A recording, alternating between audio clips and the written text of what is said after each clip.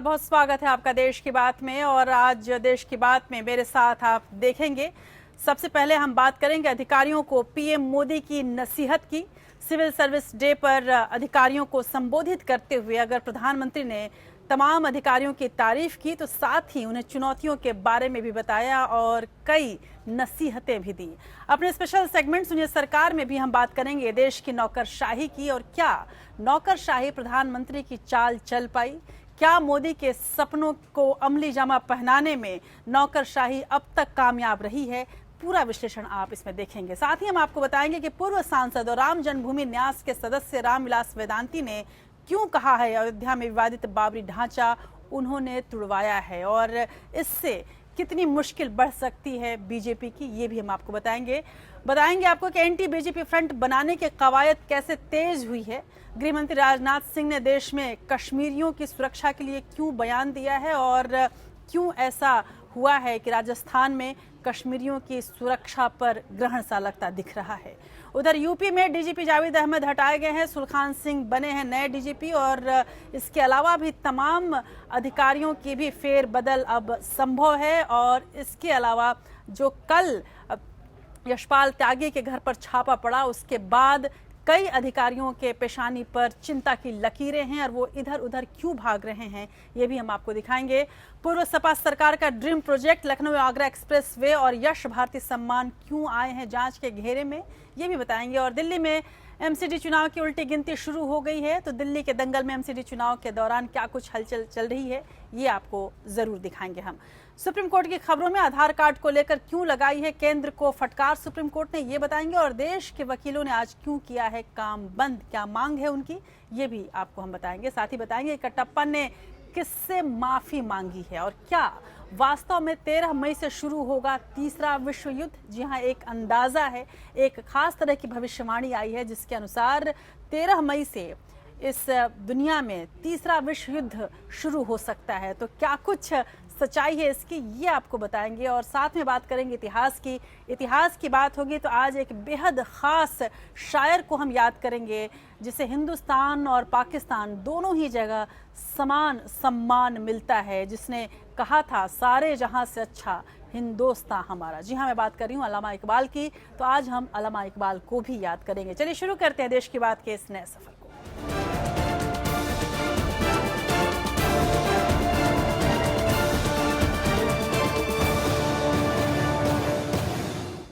प्रधानमंत्री नरेंद्र मोदी ने अधिकारियों को नसीहत दी है। पीएम ने कहा है कि अब वक्त आ गया है कि अधिकारी नीति नियंता बनने की जगह लोगों के मददगार साबित हों। पीएम मोदी ने कहा कि अफसरों को अपने काम करने के तरीके में गुणवत्तापूर्ण बदलाव लाने की जरूरत है। सिविल सर्विस डे के मौके पर पीएम मोदी दिल्ली के विज्ञान भवन में अधिकारियों को संबोधित कर रहे थे और इस संबोधन में उन्होंने कई तरह की नसीहत भी अधिकारियों को दी। प्रधानमंत्री नरेंद्र मोदी ने अफसरों को सलाह दी। उन्होंने कहा कि अगर अधिकारी काम करने का तरीका बदलेंगे तो चुनौतियां अफसर में बदल जाएंगी। चीजों को बदलने के लिए अफसरों का रोल पहले से बहुत ज्यादा अहम हो गया है। प्रधानमंत्री ने कहा कि ये प्रतियोगिता का दौर है, इसलिए चुनौती ज्यादा बड़ी है। सरकार नाम की व्यवस्था की और सरकार में बैठे हुए लोगों की और विशेष करके सिविल सर्विस से जुड़े हुए लोगों की जिम्मेवारी आज से 20 साल पहले थी, उससे ज्यादा बढ़ गई है। कार्य बोझ नहीं बढ़ा है, चुनौती बढ़ी है। कार्य के बोझ के कारण कठिनाइयां नहीं पैदा हुई है, चुनौतियों की तुलना में खड़े रहने में कमी पा रहे हैं। पीएम मोदी ने कहा कि अफसर हर फैसले को राष्ट्रहित की कसौटी पर तौलकर देखें, क्योंकि हम जो काम कर रहे हैं उसका नतीजा भी आना चाहिए। प्रधानमंत्री ने कहा कि हमें अपनी कार्यशैली में परिवर्तन करना होगा। सरकार और व्यवस्था के रहते लोगों को बोझ का एहसास नहीं होना चाहिए। Bureau report, APN। उधर प्रधानमंत्री मोदी ने अधिकारियों को संबोधित करते हुए कहा कि लोगों को काम करने का तरीका बोझिल नहीं लगना चाहिए। उन्होंने ये भी कहा कि पिछले 15-20 सालों में तकनीक ने हमारी कार्यशैली का तरीका बदला है। कई बार ऐसे मौके आते हैं जब अधिकारी अपना धैर्य और संयम दोनों ही खो सकते हैं, लेकिन ये हमारे काम करने का तरीका है कि हम हर स्थिति और परिस्थिति से निपटने में माहिर हैं। इस मौके पर प्रधानमंत्री ने कश्मीर घाटी के पत्थरबाजों का भी जिक्र किया और अपनी सेना के हौसले का भी। सिविल सर्विस डे के मौके पर पीएम मोदी ने बेहतरीन काम करने वाले अधिकारियों को सम्मानित किया तो मुश्किल परिस्थितियों में उनके अदम्य साहस और धैर्य की जमकर तारीफ भी की। पीएम मोदी ने कहा कि आप में से ही कुछ लोग जब कश्मीर में बाढ़ आने पर लोगों की मदद करते हैं तो आपको वहाँ तालियां मिलती हैं। भले ही बाद में वही लोग आप पर पत्थर बरसाएं, लेकिन अधिकारी अपना धैर्य नहीं खोते। कश्मीर के अंदर बाढ़ आती है और जब फौज के लोग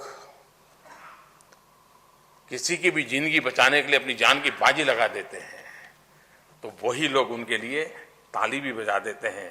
भले बाद में पत्थर मारते हो लेकिन एक पल के लिए तो उसको भी छू जाता है। ये है मेरे लिए मरने वाले लोग हैं।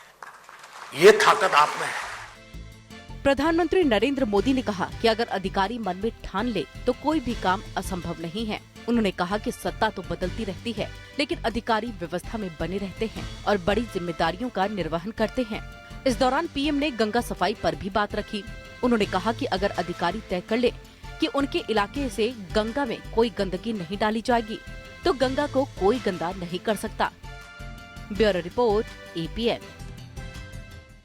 लेकिन इस समारोह में सबसे खास बात जो कही है प्रधानमंत्री मोदी ने वो जुड़ी है सोशल मीडिया से। जी हाँ, प्रधानमंत्री मोदी ने अधिकारियों से कहा कि वो उनके हर फैसले में साथ खड़े हैं बशर्ते उनका फैसला देश हित और लोक हित में हो।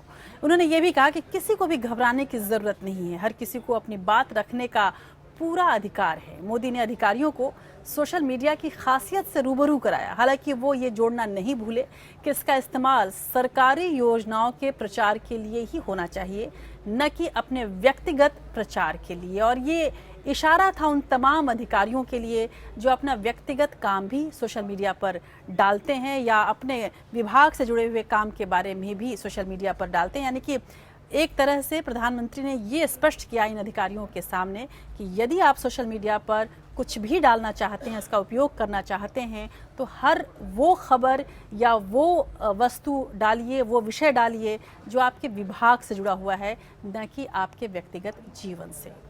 तो इस सलाह को अधिकारियों ने कैसे लिया और प्रधानमंत्री को ये सलाह क्यों देनी पड़ी, देखिए इस रिपोर्ट में। सिविल सर्विस डे के प्रोग्राम में पीएम मोदी ने अफसरों से कंपटीशन, काम के तरीके, आइडिया, माइंडसेट, अप्रोच और सिस्टम जैसे विषयों पर बात की। बदलने का अवसर आया है और मैं मानता हूं मेरे साथ काम करने वाले हर साथियों को ऐसा अवसर उनकी जिंदगी में बहुत कम आया होगा। उन्होंने कहा कि काम में लोगों की सेवा का भाव होना चाहिए, अभाव का नहीं। उन्होंने कहा कि आधुनिक दौर में तेजी से भाग रही दुनिया में सोशल मीडिया लोगों तक पहुंच का सबसे बड़ा और सस्ता जरिया है। ये समय का सत्य है, हम इससे दूर नहीं रह सकते, लेकिन वो जन आवश्यकताओं की पूर्ति के लिए हो। अधिकारियों को चाहिए कि वो इसका इस्तेमाल खुद के प्रचार के लिए न करे, बल्कि काम करने का तरीका बदले। अगर मैं सोशल मीडिया के नेटवर्क के द्वारा एक डिस्ट्रिक्ट का अफसर हूं और मैं टीकाकरण की डेट का प्रचार करने के लिए सोशल मीडिया का उपयोग करता हूं, भाई 20 तारीख को टीकाकरण है, 20 तारीख को टीकाकरण है, जरूर आइए, बात पहुंचाइए, मैं सोशल मीडिया का उपयोग कर रहा हूं। लेकिन अगर मैं टीकाकरण में 2 बूंद पिलाने गया हूं और मेरी फोटो फेसबुक पर प्रचारित कर रहा हूं तो अनामिका के लिए मैं सवालिया निशान बन जाता हूं। पीएम मोदी ने अधिकारियों को आश्वासन दिया कि वो उनके हर फैसले में उनके साथ खड़े हैं। अधिकारियों को उस वक्त को याद करना चाहिए जब उन्होंने सिविल सेवा परीक्षा पास की थी। उन्हें सोचना चाहिए कि उस वक्त उनके क्या सपने थे और आज क्या है। Bureau report, APN।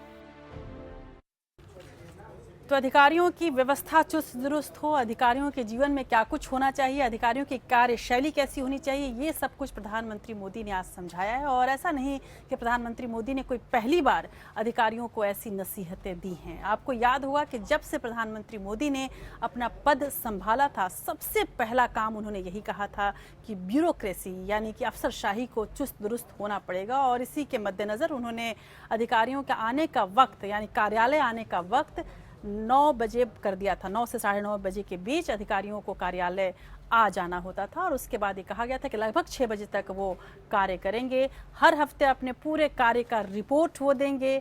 और इसके अलावा उन्होंने ये भी कहा था कि किसी भी तरह की बेईमानी, किसी भी तरह का भ्रष्टाचार वो इसमें बर्दाश्त नहीं करेंगे। जाहिर सी बात है कि एक बड़ी गहरी नज़र प्रधानमंत्री मोदी ब्यूरोक्रेसी अफसरशाही पर रखते हैं, क्योंकि उन्हें पता है कि हर एक फाइल आखिर इन्हीं गलियारों से गुजरती है और वो तमाम फाइलें जिसमें भारत को नया भारत बनाने के सपने प्रधानमंत्री मोदी देखते हैं, वो इन्हीं अधिकारियों की आंखों के आगे से गुजरती है। ऐसे में इन अधिकारियों का विश्वास जीतना भी ज़रूरी है, इन अधिकारियों का साथ लेना भी ज़रूरी है। इसीलिए हमने अपने स्पेशल सेगमेंट सुनिए सरकार के तहत ये जानने की कोशिश की है कि देश की नौकरशाही की स्थिति क्या है।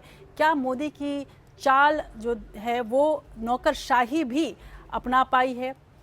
क्या सरकार की योजनाओं को जनता तक पहुंचाने में सफल रही है नौकरशाही? इन सभी सवालों का जवाब हमने आज अपने इस खास पैकेज में, खास रिपोर्ट में ढूंढने की कोशिश की है। ये गौरतलब है कि जब से प्रधानमंत्री मोदी ने नौकरशाही को चुस्त दुरुस्त करने की कोशिश की है, उसके बाद से जो तमाम राज्य हैं जहां पर भी बीजेपी की सरकार बनी, वहां पर सबसे पहली नज़र नौकरशाही पर ही रही है, चाहे वो उत्तर प्रदेश हो या फिर कोई और राज्य या उत्तराखंड जहां पर नई नई सरकार बनी है। हरियाणा में भी काफ़ी बदलाव करने की कोशिश की गई। कितना बदल पाई है नौकरशाही, खासकर अगर हम केंद्रीय स्तर पर जानें, प्रधानमंत्री मोदी का कितना प्रभाव रह पाया है, ये सब कुछ जानने के लिए आप देखेंगे हमारा स्पेशल सेगमेंट सुनिए सरकार।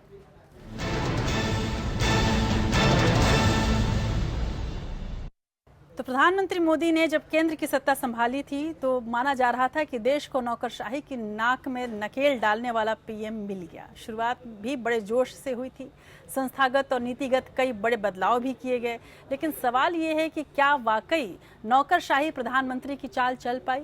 मोदी के सपनों को अमली जामा पहनाने में नौकरशाही कितनी कामयाब रही, इसे लेकर अब भी संशय बना हुआ है। वरना ऐसा क्यों होता कि जब नोटबंदी की प्रधानमंत्री मोदी ने, उसके बाद उन्होंने लगातार कहा कि ऐसे अधिकारियों को मैं बर्दाश्त नहीं करूंगा जो काम तो दिल्ली में करते हैं, घर कहीं और रखते हैं, बंगले कहीं और रखते हैं और पैसे कहीं और रखते हैं। यही सारी बातें वो तमाम शक पैदा करती हैं कि क्या वाकई नौकरशाही प्रधानमंत्री मोदी की चाल चल पाई है, और यदि नहीं चल पाई है तो कितना मौजू है प्रधानमंत्री मोदी की ये तमाम सलाह। देखिए हमारा स्पेशल सेगमेंट सुनिए सरकार। प्रधानमंत्री जी ने साउथ ब्लॉक में बैठना शुरू किया तो चारों तरफ खासा जोश था।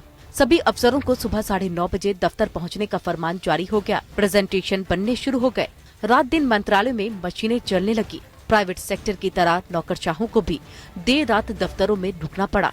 तब अमेरिका के राष्ट्रपति बराक ओबामा भारत आए और मोदी जी की शान में कसीदे पढ़े। ओबामा ने कहा कि भारत की सुस्त ब्यूरोक्रेसी में जान पड़ गई है, लेकिन ओबामा ने ये भी कहा था कि मोदी एक सफल प्रधानमंत्री बन पाते हैं या नहीं, ये अभी देखना होगा। तो मोदी को सफल प्रधानमंत्री साबित होने के लिए नौकरशाही ने अगर पीएम मोदी का साथ दिया होता तो नोटबंदी के दौरान आम लोगों को इतनी तकलीफें नहीं उठानी पड़ती। अमीरों को तकलीफ देने की बात कहकर चुनाव तो जीता जा सकता है, लेकिन गरीबों के हित के लिए सही मायने में भ्रष्टाचार पर लगाम लगाना जरूरी है। हर दूसरा आदमी ये मानता है कि तकलीफों के बावजूद अमीरों का पैसा कन्वर्ट कर दिया गया। इसमें रिजर्व बैंक से लेकर निजी और सरकारी बैंकों की मिलीभगत के मामले सामने आए हैं, लेकिन तब तक काला धन 2000 के नए नोट में गुलाबी धन में बदल चुका था। यही नहीं, स्वच्छ भारत अभियान जमीन पर कितना कारगर है ये किसी से छुपा नहीं है। कौशल विकास योजना तो भ्रष्टाचार का बड़ा अड्डा बन चुकी है। इसके जरिए भी गरीब बेरोजगारों के बजाय कॉर्पोरेट्स के एनजीओ को सरकारी मदद दी जा रही है। गंगा सफाई को लेकर गंगा की शपथ लेने वाले मंत्री भी जानते हैं कि असलियत ये है कि इस गति से साफ होती रही गंगा सूख भले ही जाएगी, लेकिन कभी साफ नहीं होगी। गंगा सफाई योजना भी भ्रष्टाचार की भगीरथी बनी हुई है। स्टार्टअप इंडिया तो शुरू होते ही औंधे मुंह गिर पड़ा। मेक इन इंडिया की कामयाबी आज तक कहीं दिखाई नहीं पड़ी। पीएम ने बड़े मन से मनोयोग से अद्भुत योजनाएं तैयार करवाई, लेकिन कोई भी जमीन पर अमल में नहीं आई। इसकी वजह है नौकरशाही, जिस पर लगाम के लिए मोदी जी को गुजरात से जाना जाता है। 3 साल पूरे होने को है, महज 2 साल बाकी है। पीएम को जनता से फिर 5 साल और मांगने पड़ेंगे। लेकिन जब पिछली 3 साल में इस नौकरशाही ने मोदी के सपनों को अमली जामा नहीं पहनाया, तो आगे क्या होगा, इसकी क्या गारंटी। अंशुमान त्रिपाठी के साथ ब्यूरो रिपोर्ट, APN।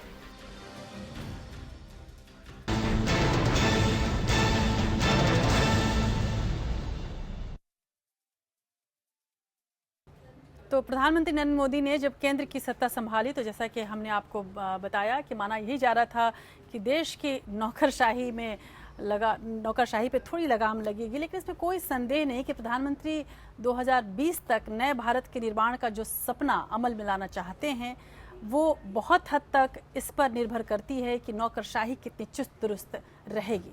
लेकिन सच्चाई ये भी है कि प्रधानमंत्री की डिजिटल इकोनॉमी का सपना पूरा करने के लिए ज़रूरी संसाधन और जिस चुस्ती की ज़रूरत है वो नौकरशाही अब तक नहीं दिखा पाई है। पीएम के दबाव से जनधन खाते तो खुल गए, लेकिन उनको मेंटेन करना बैंकों को महंगा पड़ रहा है। उज्ज्वला योजना ने करीब गरीब परिवारों की आस जगाई है, लेकिन गरीबों के सिलेंडर बाजार में व्यावसायिक इस्तेमाल में भी होते देखे जा सकते हैं। नौकरशाह फैसले लेने में कई बार डर भी रहे हैं। मंत्री से लेकर सचिव तक पीएमओ का मुंह देख रहे हैं। ऐसे में नौकरशाहों को जिम्मेवार बनाने के लिए सही मायने में कुछ ठोस कदम उठाने की जरूरत है। सांसद आदर्श ग्राम योजना का क्या हश्र हुआ है ये किसको पता नहीं होगा। चलिए दूसरी खबरों की ओर बढ़ते हैं। देश के सर्वोच्च न्यायालय की तरफ से अभी हाल ही में लाल कृष्ण आडवाणी, उमा भारती जोशी समेत बीजेपी के 13 वरिष्ठ नेताओं पर बाबरी ढांचा विध्वंस मामले में आपराधिक साजिश का केस चलाने के आदेश दिए थे। न्यायालय के इंसाफ के प्रति गंभीरता दिखाई दे रही है, तो वहीं एक बयान इस वक्त सुर्खियों में आ गया है जो बीजेपी की मुश्किलों को बढ़ा सकता है। ये बयान कौन सा है और उसका क्या असर है, देखिए इस खास रिपोर्ट में।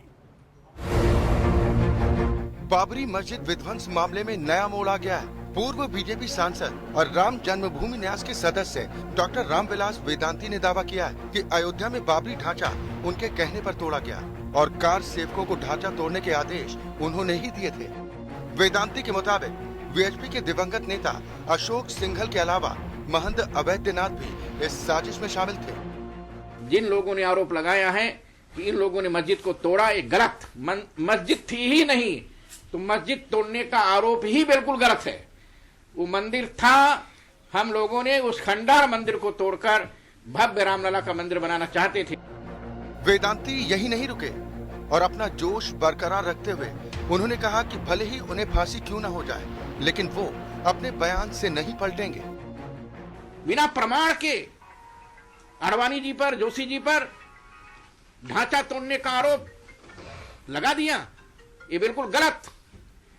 उस विवादित ढांचे को मैंने तोड़वाया, उस खंडहर को मैंने तोड़वाया, मैंने तोड़ा और तोड़वाया भी। आज भी कहना चाहता हूं कि हमारे देश के सभी साधु महात्मा लोग इसके लिए तैयार हैं कि हम सब लोगों ने मिल करके उस खंडहर को तोड़वाया है राम जन्मभूमि मंदिर बनाने के लिए। आपको बता दें कि सुप्रीम कोर्ट के आपराधिक साजिश का केस जारी रखने के फैसले के बाद केंद्रीय मंत्री उमा भारती ने भी अपनी हुंकार भरते हुए अपने इरादे साफ करते हुए कहा था कि जो हुआ वो खुल्लम खुल्ला हुआ। जो ये बातें हैं कि 2 साल में हो, मैं तो कहती हूँ कभी भी हो, मुझे फांसी हो जाए, मुझे जेल हो जाए। अयोध्या के लिए, गंगा के लिए, तिरंगा के लिए मैं कोई भी सजा भुगतने के लिए तैयार हूँ। ना मैंने कभी खेद व्यक्त किया है, ना मैंने कभी माफी मांगी है। मैंने हर बात को बिल्कुल स्पष्ट कहा है। सिर्फ इन्हीं की बयानबाजी नहीं, बीजेपी के फायर ब्रांड नेता विनय कटियार भी अपनी जुबान से कड़वे बोल बोल चुके हैं। हम जेल जाने के लिए तैयार हैं। जब तक चाहे कोर्ट रखे, जितनी सजा चाहे देना उतनी सजा दे, लेकिन हम जेल में जाने के लिए तैयार बैठे हैं। राम मंदिर का निर्माण होना चाहिए। राम मंदिर का निर्माण ही ये बड़ी भारी चुनौती है। अब वेदांती के इस बयान के कई सियासी मायने निकाले जा रहे हैं। जिस तरह से आडवाणी, उमा जैसे बड़े नाम जांच की आंच में आ गए हैं, तो क्या ये उन्हें बचाने की कोशिश है? वेदांती के इस बड़े बयान पर बीजेपी का स्टैंड क्या होगा? अपना कबूलनामा करने पर वेदांती के खिलाफ अब क्या कार्रवाई की जाएगी? और सालों से चले आ रहे इस मामले में अब आगे क्या मोड़ आएगा? कानूनी पहलू को देखें तो सर्वोच्च न्यायालय ने बीजेपी के वरिष्ठ नेता लाल कृष्ण आडवाणी, मुरली मनोहर जोशी और उमा भारती समेत 13 लोगों के खिलाफ आपराधिक साजिश का मुकदमा चलाने का आदेश दिया है। हिमांशु दीक्षित, APN। अब बढ़ते हैं कुछ और खबरों की ओर। जब से बाबरी विध्वंस पर फैसला आया था सुप्रीम कोर्ट का, तब से ये कहा जा रहा था कि आडवाणी और मुरली मनोहर जोशी के रास्ते बहुत कठिन हो गए हैं, खासकर इस लिहाज से कि यदि उन्हें राष्ट्रपति या उपराष्ट्रपति पद की दौड़ में शामिल होना है तो जाहिर सी बात है कि अब ये फैसला उनके लिए एक बड़ा रोड़ा बन सकता है।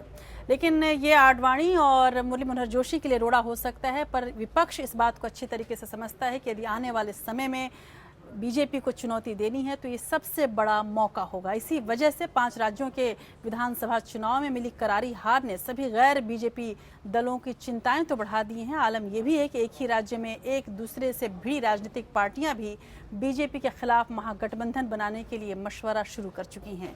इसी कड़ी में मार्क्सवादी कम्युनिस्ट पार्टी के महासचिव सीताराम येचुरी ने कांग्रेस अध्यक्षा सोनिया गांधी से मुलाकात भी की है।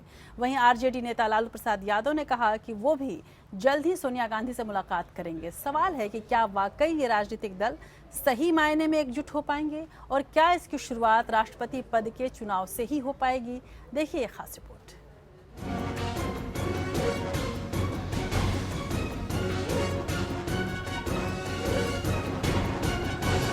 एक वक्त पर गैर कांग्रेसवाद के नाम पर एकजुट होने वाली पार्टियां अब गैर बीजेपी के नारे पर गठजोड़ करने की तैयारी कर रही है। ममता बनर्जी से पश्चिम बंगाल में बुरी तरह मार खा चुकी सीपीएम भी अब विपक्षी एकता की संभावनाएं तलाश रही है। इसी सिलसिले में पार्टी के महासचिव सीताराम येचुरी ने कांग्रेस अध्यक्ष सोनिया गांधी से मुलाकात की। कभी अमेरिका से न्यूक्लियर डील के बहाने समर्थन हटा लेने वाली सीपीएम के सामने अब वजूद का सवाल खड़ा हो गया है। कभी संसद में 52 सांसद भेजने वाला वाम मोर्चा अब विश्वविद्यालयों का फैशन बनकर रह गया है। यूपी में इसने 167 सीटों पर चुनाव लड़ा था। कहना ना होगा कि विधानसभा में वाम पंथ का नाम लेने भर के लिए एक भी सीट नहीं मिल पाई।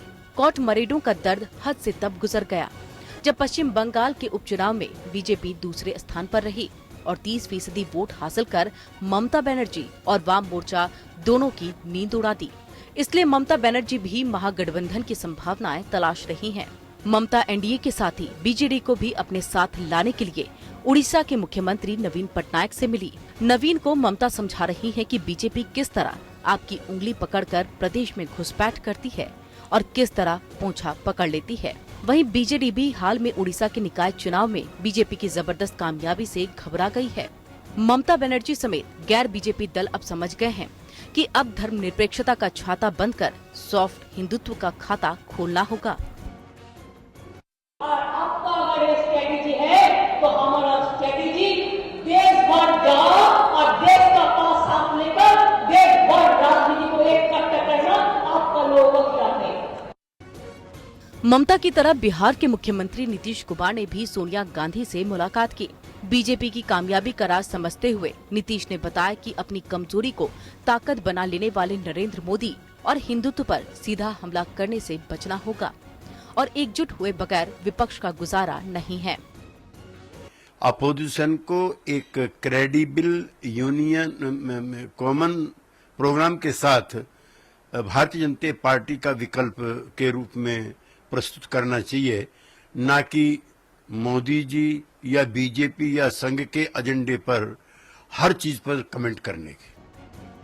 नीतीश ने इशारे में समझा दिया कि वो नोटबंदी और शराबबंदी के मसले पर नरेंद्र मोदी के साथ खड़े नजर आते हैं। सोनिया और नीतीश दोनों ही ये समझ गए हैं कि मोदी कांग्रेस मुक्त भारत मुहिम के तहत पूरे विपक्ष को बेहद कमजोर कर देने की योजना पर काम कर रहे हैं। इससे कांग्रेस को तो नुकसान हो ही रहा है, दूसरे विपक्षी दलों के लिए भी शुभ संकेत नहीं है।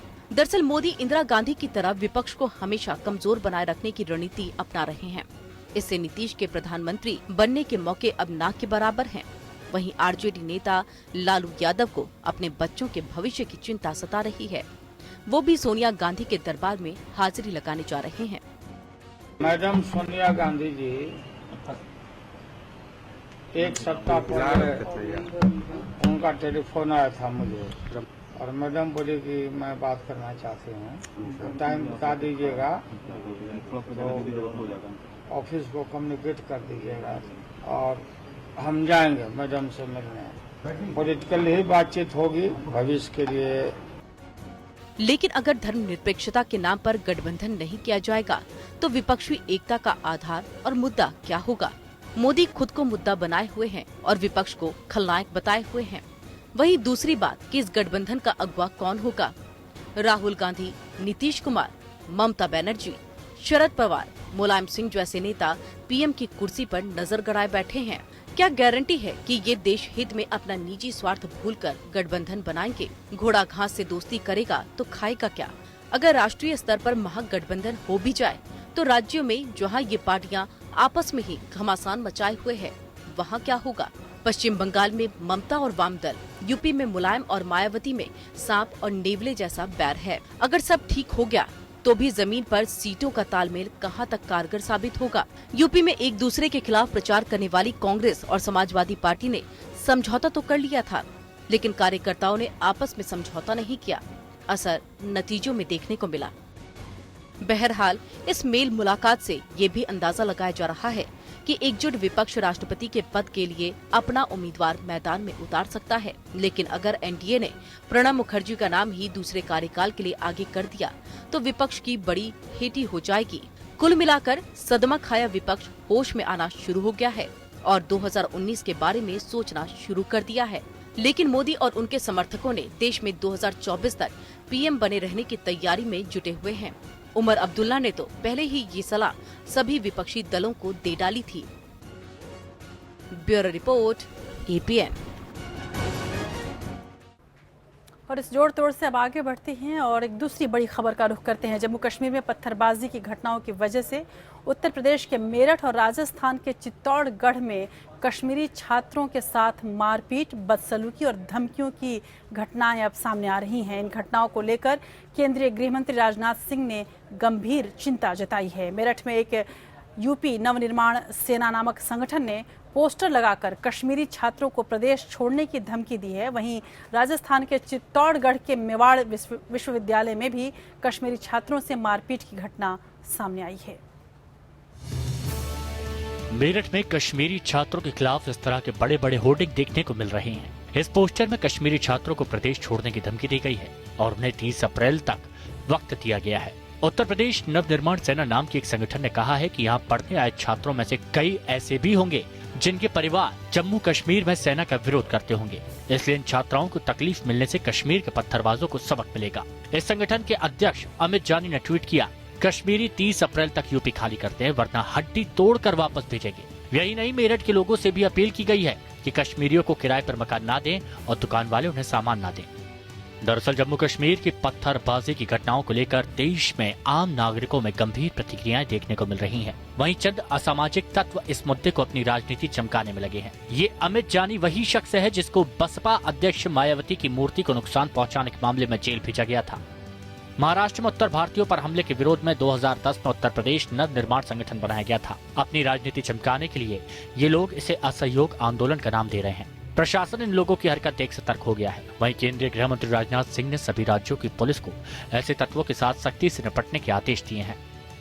सभी मुख्यमंत्रियों से मैं अपील करता हूं, यह सुनिश्चित करें कि किसी भी कश्मीरी नवयुवक के साथ कोई बदसलूकी देश के किसी भी हिस्से में नहीं होनी चाहिए, क्योंकि वह भी भारत के एक सम्मानित नागरिक हैं और इस सच्चाई को भी कोई नकार नहीं सकता है कि भारत की सुरक्षा और भारत की समृद्धि में हमारे कश्मीर के भी बहुत सारे नौजवान अपना योगदान दे रहे हैं। राजस्थान में भी इस तरह से वाकये देखने को मिल रहे हैं। यहाँ चित्तौड़गढ़ में मेवाड़ यूनिवर्सिटी में पढ़ने वाले कश्मीरी स्टूडेंट्स के साथ कुछ स्थानीय लोगों ने मारपीट की, जिसमें 6 कश्मीरी घायल हो गए।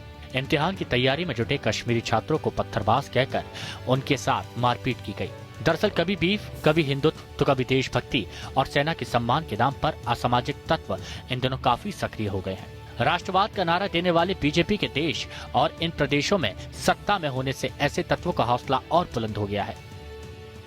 मेरठ में आम चुनाव से पहले से ही इस तरह का माहौल बनाने की कोशिश जारी है। यहाँ सुभारती विश्वविद्यालय में पढ़ने आए कश्मीरी छात्रों पर भारत पाक मैच के दौरान पाकिस्तान के पक्ष में नारेबाजी के आरोप लगे थे। इसके बाद उन्हें कॉलेज से निलंबित कर दिया गया था। छात्रों को कैंपस छोड़ लौटना पड़ा था। ऐसा ही 2016 में मेवाड़ यूनिवर्सिटी में कुछ कश्मीरी छात्रों पर हॉस्टल में बीफ खाने को लेकर केस दर्ज हुआ था। हालांकि बाद में फॉरेंसिक रिपोर्ट में साबित हुआ कि कश्मीरी छात्रों ने बकरे का मीट खाया था। लेकिन ऐसे तत्वों को अराजकता फैलाने का मौका मिल गया था। सवाल यह है कि जम्मू कश्मीर की जमीन और आवाम दोनों भारत का अंग है। कश्मीर समस्या राजनीतिक समस्या है, जिसका हल सियासी दल तलाशने को लेकर संजीदा नहीं है। इसके लिए जम्मू कश्मीर की आवाम को देश की मुख्यधारा से जोड़ना भी होगा। लेकिन पत्थरबाजों के कसूर की सजा पढ़ने वाले बेकसूर छात्रों से लिया जाना अराजकता और गुंडागर्दी के सिवा कुछ नहीं है। आम लोगों और राजनीतिक दलों की नजर में चढ़ने के लिए हिंसा का सहारा लेने वाले तत्वों की वजह से देशभक्ति और सेना के सम्मान को बुनाना राजनीतिक दलों के लिए मुश्किल हो जाएगा। Bureau report, APN। अब बात करते हैं उत्तर प्रदेश की, और उत्तर प्रदेश में अधिकारियों के तबादलों का दौर जारी है। यूपी के DGP जावेद अहमद हटा दिए गए हैं और उनकी जगह सुलखान सिंह को राज्य का नया DGP बनाया गया है। वहीं ADG दलजीत सिंह चौधरी को भी हटाया गया है। उनकी जगह आदित्य मिश्रा को ADG कानून व्यवस्था बनाया गया है, जबकि भावेश सिंह नए ADG इंटेलिजेंस बनाए गए हैं। 7 IAS और 12 IPS के भी तबादले किए गए हैं। और इन तमाम अपडेट्स के लिए आप APN देखते रहिए। तो कुल मिलाकर देखा जाए तो योगी आदित्यनाथ सरकार को सत्ता में आए हुए 1 महीना ही हुआ है और पूरा प्रदेश बदला बदला सा नजर आ रहा है, या फिर बदलने को तैयार तो नजर आ ही रहा है। इस बदलाव की बड़ी वजह है कि योगी सरकार द्वारा कुछ ऐसे फैसले लिए गए जो काफी दूर तक असर कर रहे हैं। मुख्यमंत्री ने पूर्व की सपा सरकार की ऐसी कई योजनाओं पर या तो गाज गिरा दी है या उनका नाम ही बदल दिया है, जिसके दम पर अखिलेश सरकार अपना काम बोलने का दावा करती थी। साथ ही अखिलेश सरकार की कई योजनाओं पर अब जांच भी बिठा दी गई है। योगी सरकार ने अखिलेश सरकार की चर्चित आगरा लखनऊ एक्सप्रेसवे की जांच के आदेश दिए हैं। यूपी सरकार ने इस बारे में 10 जिलों के जिला अधिकारियों को पत्र भेजा है। सभी जिला अधिकारियों को आदेश दिया गया है कि वो पिछले 18 महीने में हुए जमीन खरीद के हर मामले की जांच करें। इस जांच के दायरे में एक्सप्रेसवे के किनारे स्थित करीब 230 गांव आएंगे। आरोप ये भी है कि कुछ लोगों को फायदा पहुंचाने के लिए उनकी कृषि जमीन को रिहायशी जमीन की श्रेणी में दिखाया गया है, ताकि उन्हें सरकार से ज्यादा मुआवजा मिल सके। इस एक्सप्रेसवे के सर्वे के लिए योगी सरकार ने सरकारी सर्वे एजेंसी राइट से संपर्क किया है। देखिए, हमारा ये मानना है कि कोई भी योजना हो, अच्छी हो तो उसको आप छेड़ना नहीं चाहिए, मगर उस अच्छी योजना के तहत भी किसी ने भ्रष्टाचार किया हो और उसकी रिपोर्ट है तो उसकी जांच होनी चाहिए। इसी तरह अखिलेश सरकार की गोमती रिवर फ्रंट योजना की भी जांच की जाएगी। साथ ही यश भारती सम्मान को लेकर भी योगी सरकार ने ऐतराज जताया है और जांच बिछाई गई है। अखिलेश सरकार द्वारा बनवाए गए साइकिल ट्रैक की भी समीक्षा की जा रही है। सपा सरकार की एक और बड़ी योजना समाजवादी पेंशन योजना पर सीएम योगी ने रोक लगा दी है। इस योजना के लाभार्थियों की भी जांच होगी। इस जांच के जरिए पता लगाया जाएगा कि जायज पात्रों को इसका लाभ मिल रहा था या नहीं। योगी सरकार ने समाजवादी पार्टी के नाम से चल रही योजनाओं के नाम भी बदले हैं। समाजवादी एम्बुलेंस सेवा में अब समाजवादी की जगह मुख्यमंत्री शब्द जोड़ा जाएगा। साथ ही प्रदेश में करीब 3 करोड़ 40 लाख राशन कार्ड रद्द कर दिए गए हैं, क्योंकि इन पर पूर्व मुख्यमंत्री अखिलेश यादव की तस्वीर छपी थी। अब इनकी जगह नए स्मार्ट कार्ड जारी होंगे। योगी आदित्यनाथ ने अखिलेश सरकार की समाजवादी आवास स्कीम को भी बंद कर दिया है। इसकी जगह राज्य में अब प्रधानमंत्री आवास योजना के तहत लोगों को अफोर्डेबल हाउस दिलाया जाएगा। योगी सरकार ने यूपी के VIP शहरों की लिस्ट भी बदल दी है। समाजवादी पार्टी के कुछ गढ़ जैसे इटावा, कन्नौज और आजमगढ़ की जगह धार्मिक शहर गोरखपुर, मथुरा, अयोध्या और वाराणसी VIP शहर होंगे।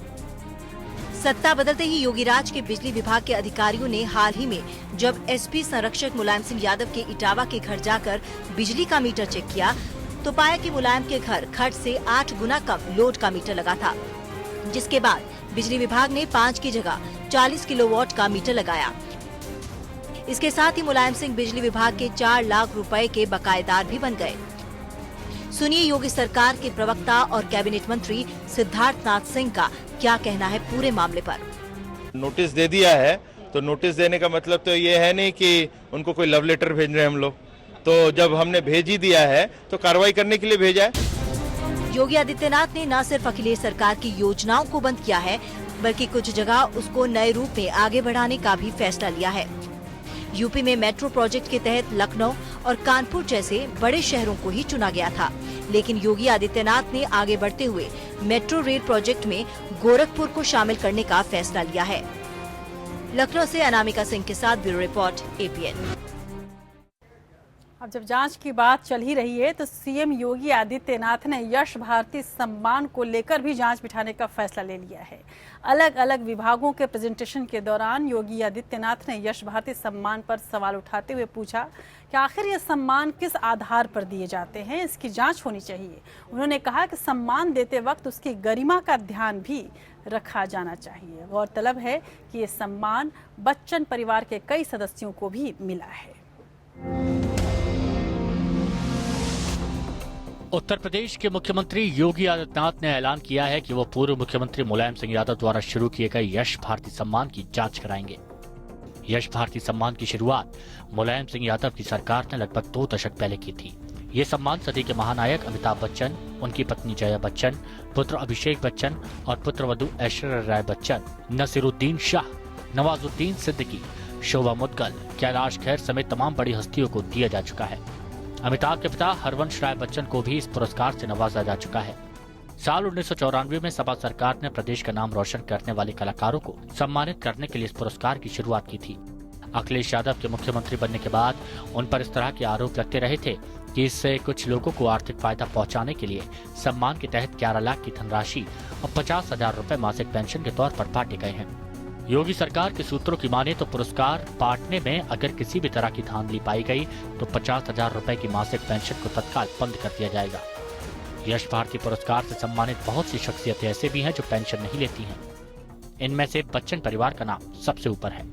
आपको बता दें कि जब मायावती की बीएसपी सरकार सत्ता में आई तब उन्होंने इस सम्मान को बंद कर दिया था। बाद में फिर से सत्ता परिवर्तन हुआ और अखिलेश यादव के सीएम बनने के बाद एक बार फिर से इन पुरस्कारों को शुरू कर दिया गया। लेकिन अखिलेश यादव के दोबारा यश भारती सम्मान शुरू करने के बाद इस पर विवाद गहराने लगा। साल 2015-16 के लिए 46 लोगों की सूची में सुरभि रंजन को भी यश भारती सम्मान से पुरस्कृत किया गया। सुरभि रंजन अखिलेश सरकार में मुख्य सचिव आलोक रंजन की पत्नी है और वो भजन कीर्तन गाती हैं। 2 दिन पहले ही सूची पर विवाद उठ खड़ा हुआ था जब आईपीएस अमिताभ ठाकुर ने हाईकोर्ट में एक याचिका दाखिल कर सूची में शामिल लोगों के नाम पर सवाल उठाया था। Bureau report APN. और जांच का घेरा ऐसा है कि तमाम अधिकारियों के अंदर भी हड़कंप मचा हुआ है। मोदी योगी सरकार की सख्ती और भ्रष्ट अधिकारियों के खिलाफ आयकर विभाग के ताबड़तोड़ छापेमारी ने राज्य की नौकरशाही की नींद भी उड़ा दी है। इस बीच राज्य के 262 आईएएस अधिकारियों ने सरकार को अपनी संपत्ति का ब्यौरा भी सौंप दिया है। मुख्यमंत्री के आदेशानुसार आईएएस अधिकारियों को 25 अप्रैल तक अपनी संपत्ति का ब्यौरा देना है। और गौरतलब है कि जैसे ही कल यशपाल त्यागी के घर पर छापे पड़े उसके बाद तमाम बड़े अधिकारी, दीपक सिंघल जैसे तमाम बड़े अधिकारी यहाँ वहाँ भागते दिखे कि अपनी फाइल किस तरह से बचाई जाए। आयकर विभाग के अफसर पिछले 3-4 दिनों से यूपी के कई विभागों के मौजूदा और पूर्व अधिकारियों के ठिकानों पर ताबड़तोड़ छापेमारी कर रहे हैं। आयकर विभाग ने इन अफसरों के पास अकूत संपत्ति का खुलासा किया है। मायावती के कार्यकाल में नोएडा अथॉरिटी के ओएसडी रहे यशपाल त्यागी के पास 200 करोड़ की प्रॉपर्टी का खुलासा हुआ। तो उत्तर प्रदेश राजकीय निर्माण निगम लिमिटेड के जनरल मैनेजर शिव आश्रय शर्मा के ठिकानों पर छापे के दौरान 600 करोड़ रुपए की प्रॉपर्टी के दस्तावेज मिले हैं। इसी तरह यूपी के सेल टैक्स डिपार्टमेंट के एडिशनल कमिश्नर केशव त्यागी के ठिकानों पर छापेमारी के दौरान 10 करोड़ रुपए कैश और सोना मिला। उत्तराखंड में 2 दिनों की छापेमारी के बाद इनकम टैक्स को यूपी राजकीय निर्माण निगम के जीएम शिव आश्रय शर्मा के पास से 600 करोड़ रुपए की संपत्ति मिली है। खुलासा हुआ है कि शर्मा ने काली कमाई से परिवार के सदस्यों के नाम से अचल संपत्तियां खरीदी हैं। इनमें देहरादून में 100 एकड़ के फार्म हाउस के अलावा कई शहरों में बड़ी जमीनें हैं। उनके परिवार के पास रेंज रोवर, ऑडी, BMW मिली है। इनकम टैक्स ने गुरुवार को नोएडा के पूर्व ओएसडी यशपाल त्यागी के घर और ऑफिस समेत 4 ठिकानों पर छापेमारी की। सूत्रों के मुताबिक छापेमारी में 200 करोड़ रुपए से ज्यादा की प्रॉपर्टी के दस्तावेज हाथ लगे। त्यागी पर आरोप है कि जब वो नोएडा, ग्रेटर नोएडा के ओएसडी थे तो उन्होंने बिल्डरों को मनमाने ढंग से जमीनें आवंटित की और बदले में उनसे फायदा लिया। बिल्डरों को सिर्फ 10% रकम जमा कराने पर अलॉटमेंट लेटर मिल जाएगा। ये नियम तब लागू हुआ जब यशपाल त्यागी 2007 में नोएडा अथॉरिटी में ओएसडी बनकर आए थे। इससे पहले नोएडा में 30% रकम देने पर प्लॉट का आवंटन होता था। इस स्कीम में ये सुविधा भी दी गई कि 10% रकम जमा कराने के बाद न सिर्फ लीज डीड कराई जा सकती है, बल्कि बिल्डर इन प्लॉटों को छोटे छोटे टुकड़ों में भी बेच सकते हैं। 2008 में फार्म हाउस की स्कीम के लिए जमीन नहीं थी। इसके बावजूद स्कीम निकाल दी गई और फिर आनन फानन में इंटरव्यू के आधार पर अलॉटमेंट भी किए गए। इस स्कीम के लिए सिर्फ 5 दिन में ही सब कुछ तैयार कर लिया गया। इस टीम के मुखिया यशपाल त्यागी ही थे और इस स्कीम में लगभग 155 फार्म हाउस आवंटित हुए थे। इससे पहले भी नोएडा के चर्चित प्लॉट आवंटन घोटाले में प्राधिकरण की पूर्व चेयरपर्सन नीरा यादव अपने कार्यकाल के दौरान परिचितों को नियम के विरुद्ध प्लॉट दिलाने के लिए जेल जा चुकी हैं। प्लॉट आवंटन के समय नोएडा प्राधिकरण में डिप्टी सीईओ के पद पर तैनात राजीव कुमार भी जेल की हवा खा रहे हैं। Bureau report, APN। तो एक ऐसा प्रदेश जहां बीजेपी की सरकार है, वहां पर क्या स्थिति, ये हमने आपको दिखाया। अब एक दूसरे प्रदेश में चलते हैं जहां पर भी बीजेपी की सरकार है। जी हाँ, मैं बात करती हूं गुजरात की। गुजरात के सुरेंद्रनगर जिले में बीजेपी सांसद देवीजी भाई गोविंद भाई डांस करते नजर आए हैं। मौका सामूहिक विवाह के आयोजन का था। जब सांसद पहुंचे तो हाथों में तलवार लेकर उन्होंने गरबा शुरू कर दिया। लोगों ने भी दिल खोलकर सांसद जी पर पैसों की बारिश की। ये वीडियो 18 अप्रैल का है, जिसमें सांसद जी डांस करते नजर आ रहे हैं, जबकि समर्थक उन पर पैसों की बारिश करते नजर आ रहे हैं। आप देख सकते हैं सांसद जी के हाथों में तलवार और गरबा, क्योंकि गुजरात का पारंपरिक नृत्य है, उसे अपने तरीके से करते हुए सांसद जी नजर आ रहे हैं। तो कुछ दिलचस्प वो तस्वीरें जो आपका भी मनोरंजन जरूर करेंगी।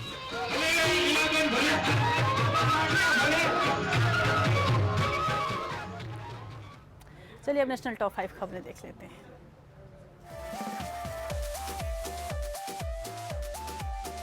दो दिन के दौरे पर उड़ीसा आई नेपाल की राष्ट्रपति विद्या देवी भंडारी ने लिंगराज मंदिर और पुरी स्थित श्री जगन्नाथ मंदिर के दर्शन किए। मंदिर के पुजारियों ने पूरे रीति रिवाज से उन्हें पूजा अर्चना कराई और मंदिर की ऐतिहासिकता के बारे में भी बताया।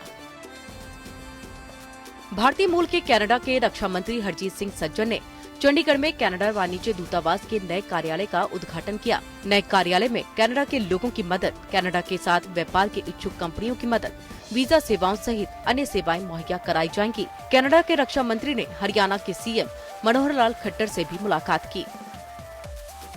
कर्नाटक के बिदर में शुक्रवार सुबह ट्रेन पटरी से उतर गई। औरंगाबाद हैदराबाद पैसेंजर ट्रेन के इंजन और शुरुआती 2 बोगियां पटरी से उतर गयीं, जिससे अफरा तफरी मच गई। हादसा बिदर में कागलपुरा के पास हुआ। ट्रेन के पटरी से उतरने से किसी भी यात्री के हताहत होने की सूचना नहीं है। घटना की जानकारी मिलते ही रेलवे के अधिकारी मौके पर पहुंच गए। होटल और रेस्टोरेंट में खाने पर लगने वाले सर्विस चार्ज पर केंद्र सरकार ने अपना रुख साफ कर दिया है। 21 अप्रैल को केंद्र सरकार की तरफ से केंद्रीय मंत्री रामविलास पासवान ने कहा कि सरकार ने सर्विस चार्ज के लिए गाइडलाइन को मंजूरी दे दी है। इसके तहत सर्विस चार्ज देना पूर्ण रूप से अपनी इच्छा पर होगा और ये देना जरूरी भी नहीं है। भारतीय नौसेना ने समुद्र से सतह पर मार करने वाली ब्रह्मोस सुपरसोनिक क्रूज मिसाइल का सफल परीक्षण किया। मिसाइल का परीक्षण बंगाल की खाड़ी में किया गया, जो कि बेहद सफल रहा। इस मिसाइल को वर्टिकल या सीधे कैसे भी प्रक्षेपक से दागा जा सकता है। ये मिसाइल 10 मीटर की ऊंचाई पर उड़ान भर सकती है और न ही रडार की पकड़ में आ सकती है। इसके साथ ही ये रडार ही नहीं, किसी भी अन्य मिसाइल पहचान प्रणाली को धोखा देने में सक्षम है। इस मिसाइल को मार गिराना लगभग असंभव है।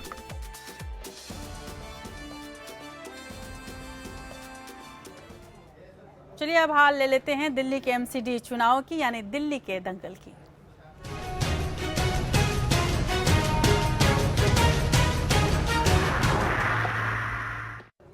MCD चुनाव के लिए दिल्ली में आज शाम चुनाव प्रचार थम गया। इस बीच सभी पार्टियां अब डोर टू डोर चुनाव प्रचार में मशगूल हो गई हैं। आप नेता अरविंद केजरीवाल ने बीजेपी और कांग्रेस पर मिलकर आपके खिलाफ षड्यंत्र रचने का आरोप लगाया है, जबकि बीजेपी ने पलटवार करते हुए केजरीवाल को सिर्फ बड़े बोल बोलने वाला नेता बताया है। राजौरी गार्डन उपचुनाव में हुई फजीहत के बाद दिल्ली के सीएम केजरीवाल बैकफुट पर हैं। आपके आंतरिक सर्वे में भी पार्टी के लिए खबर अच्छी नहीं है। ऐसे में दिल्ली MCD चुनाव से पहले केजरीवाल और उनकी पार्टी का विश्वास डगमगाया सा लगता है और ये बात उनके बयानों में साफ नजर आती है। अपने बयानों के लिए मशहूर केजरीवाल ने एक बार फिर बीजेपी और कांग्रेस पर आरोप लगाया है। उन्होंने कहा कि MCD चुनाव में बीजेपी कांग्रेस मिलकर काम कर रही है और आपके खिलाफ षड्यंत्र रच रही है। एक तरफ वो धोखा देने की कोशिश कर रहे हैं, लेकिन शुक्र है दिल्ली की जो जागरूक जनता है वो इनके धोखे को बहुत अच्छी तरह समझ रही है और वो इनके धोखे में आने वाली नहीं है। केजरीवाल ने बीजेपी को डेंगू और चिकनगुनिया वाली पार्टी बताया तो बीजेपी ने भी जवाब देने में देर नहीं की। बीजेपी ने कहा केजरीवाल के पास सिवाय बोलने के अलावा काम करने के लिए कुछ नहीं है। 70 जगह ट्रांसफार्मरों से बिजली के ट्रांसफार्मरों से बीजेपी कांग्रेस वाले लोगों ने तेल की चोरी कर ली। कहीं पानी का वॉल्व लेके भाग जाते हैं ये लोग, कहीं सीवर के, जैसे संगम विहार से शिकायत आई, सीवर की पाइपलाइन के अंदर सीमेंट के कट्टे डाल दिए ताकि वो पूरा पानी बाहर सड़कों के ऊपर आ गया। बीजेपी और कांग्रेस वालों से हाथ जोड़ के विनती करना चाहता हूं कि अपनी इस तुच्छ राजनीति से मेरे दिल्ली के लोगों को परेशान करना बंद करें। एमसीडी चुनाव के लिए दिल्ली में प्रचार का शोर थम गया है। 23 अप्रैल को तीनों नगर निगमों के लिए वोट डाले जाएंगे, जबकि 26 अप्रैल को वोटों की गिनती होगी। Bureau report, APN। उधर दिल्ली के एमसीडी चुनाव में जहां सत्ता की लड़ाई अपने चरम पर पहुंच गई है, आपने जैसा कि देखा, वहीं जनता की सुध लेने वाला कोई नहीं है। बड़े बड़े आश्वासनों और चुनावी वादों के बीच, एक दूसरे पर आरोप प्रत्यारोप के बीच दिल्ली में जगह जगह गंदगी का अंबार लगा हुआ है और परेशान है तो केवल आम आदमी, जिनकी सुध लेने वाला कोई भी दल नहीं पहुंच रहा है, कर रहा है तो सिर्फ एक दूसरे पर आरोप या प्रत्यारोप। 23 अप्रैल को दिल्ली की जनता 272 सीटों के लिए हो रहे एमसीडी चुनाव में उम्मीदवारों की किस्मत ईवीएम में कैद कर देगी।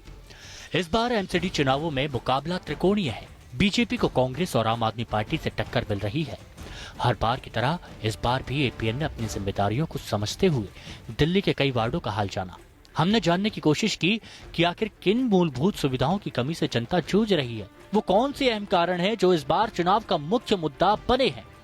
इसी कड़ी में एपीएन ने हाल जाना दिल्ली के अजमेरी गेट, चांदनी चौक और जामा मस्जिद इलाके का। मुख्य समस्याएं इस वार्ड के अंदर नाली की गंदगी और सीवरेज की प्रॉब्लम, क्योंकि सीवरेज जो है यहाँ पे आज़ादी के टाइम की डली हुई है और अब पॉपुलेशन इतनी बढ़ चुकी है, सीवरेज की ओवरफ्लो इतनी ज़्यादा प्रॉब्लम है जिसकी कोई लिमिट नहीं। ओपन वायर्स जो कि कभी भी आग पकड़ती है इस तेज गर्मी में 44 डिग्री के अंदर। दिल्ली की जनता की सबसे बड़ी शिकायत गंदगी को लेकर है।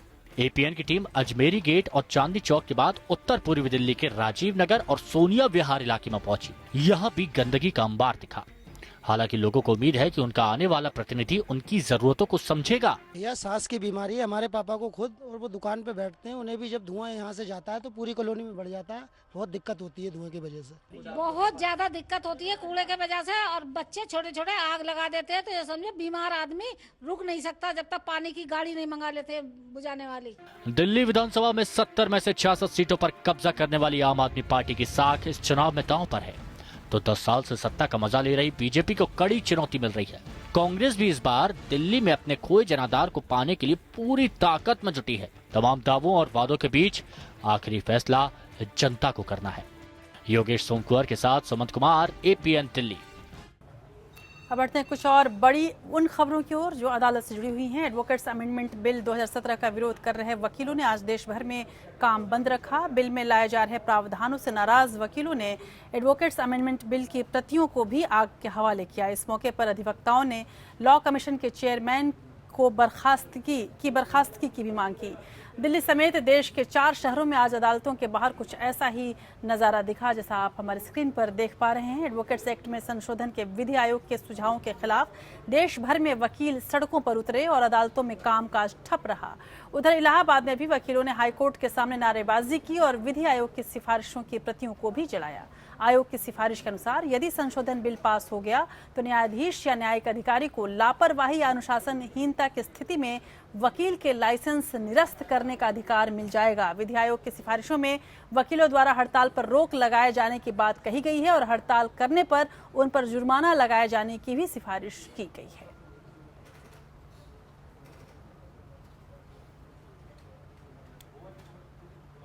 उधर इनकम टैक्स रिटर्न के आधार पर कार्ड अनिवार्य होगा या नहीं, इसका फैसला सुप्रीम कोर्ट 26 अप्रैल को करेगा। कोर्ट तय करेगा कि क्या आईटी एक्ट का 139 AA कानूनी है या नहीं। कोर्ट ने केंद्र से सवाल किया है कि जब सुप्रीम कोर्ट ने आधार को अनिवार्य न करने के आदेश दिए थे तो ये क्यों किया गया? क्या फर्जी राशन कार्ड और फर्जी पैन कार्ड से छुटकारा पाने का यही एकमात्र उपचार है? एजी ने कहा कि जब आधार कार्ड पर सुप्रीम कोर्ट ने आदेश दिया था तो ये कानून नहीं बना था। कोर्ट ने खुद ही मोबाइल सिम कार्ड के आधार से जोड़ने को कहा है। इनकम टैक्स रिटर्न में आधार कार्ड की अनिवार्यता के कानून को चुनौती देने वाली याचिका पर सुप्रीम कोर्ट सुनवाई कर रहा है।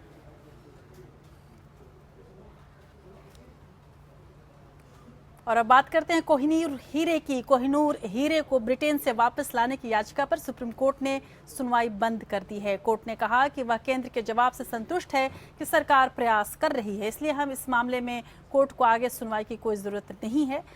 अब कोर्ट ने कहा कि वह ब्रिटेन में होने वाली नीलामी को कैसे रोक सकता है या किसी दूसरे देश को ऐसे आदेश कैसे दे सकता है। कोर्ट ने इस तरह की याचिकाएं दाखिल किए जाने पर भी हैरानी जताई है।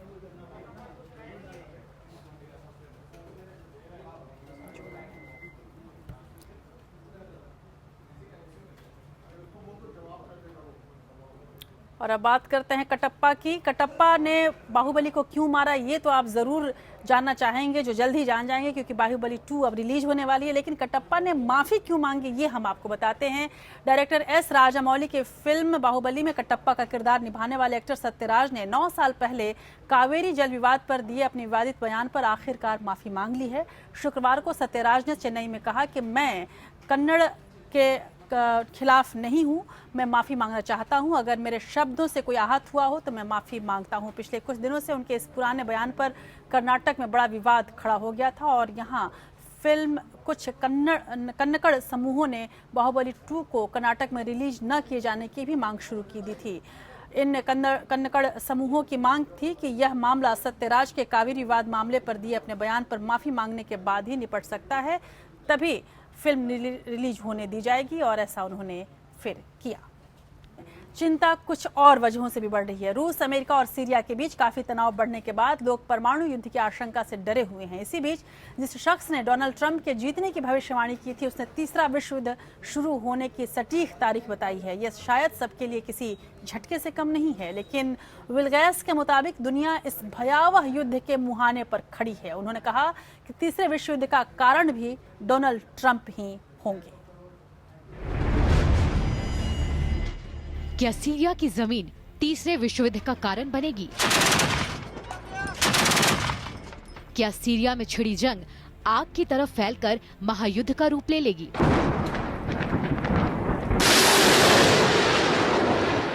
अमेरिका में डोनाल्ड ट्रंप की राष्ट्रपति बनने की भविष्यवाणी करने वाले शख्स क्लेयरवॉयंट होरेसियो विलगैस ने 13 मई से तीसरे विश्व युद्ध की शुरुआत की भविष्यवाणी की है। सीरिया में छिड़े गृह युद्ध और ISIS के खिलाफ संघर्ष में दुनिया की 2 बड़ी ताकतें रूस और अमेरिका उलझे हुए हैं। दोनों ही गुटों के साथ कई बड़े मुल्क भी इसमें शामिल हैं।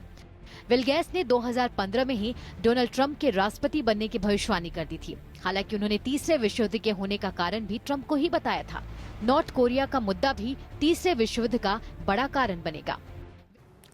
और अब बात करते हैं देश की बात के आखिरी पड़ाव में आज के इतिहास की।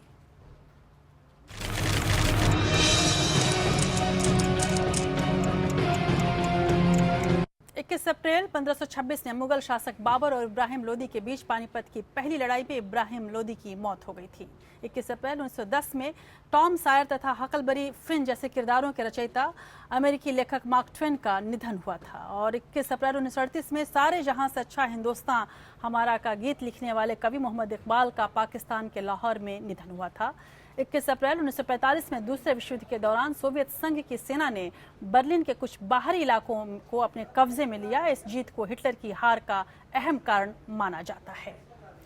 और अब अंत में बात करते हैं हम। मजहब नहीं सिखाता आपस में बैर रखना, हिंदी हैं हम, वतन है हिंदुस्तान हमारा।